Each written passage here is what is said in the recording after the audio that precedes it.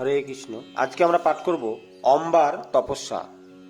অম্বা গুণবতী গেল তপস্যা করিতে, হিমালয়ে উপনীত হইল তরিতে।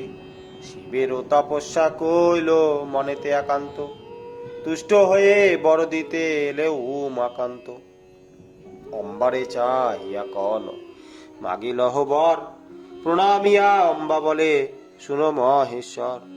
দেহবর ভীষ্ম যেন মরে মোর হাতে, শুনিয়া শঙ্কর কন শুনো রাজ সুতে। ইচ্ছা মৃত্যু হয় ভীষ্ম মরিবে ইচ্ছাতে, না পারিবে কোন জন তারে পরাজিতে। কিন্তু তার আছে এক মৃত্যুর সন্ধান, নপুংসক দেখিলে ত্যাজে সে ধনুর বান। ক্লীব হয়ে পারো যদি তুমি জন্মাইতে, তবে পার গঙ্গার কুমারে পরাজিতে। শুনিয়া কহিছে অম্বা শুনো ত্রিপুরা বাড়ি, নপুংসক হব কিন্তু নিবেদন করি।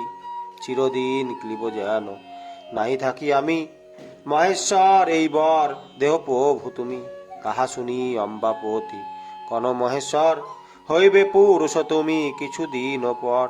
এই কথা বলি হর হন অন্তর্ধান, তবে কাশী রাজকন্যা ত্যাজিলেন প্রাণ। দ্রুপদ রাজার গৃহে জনম লোভিল, শিখণ্ডিনী বলিয়া তা হার নাম হইল।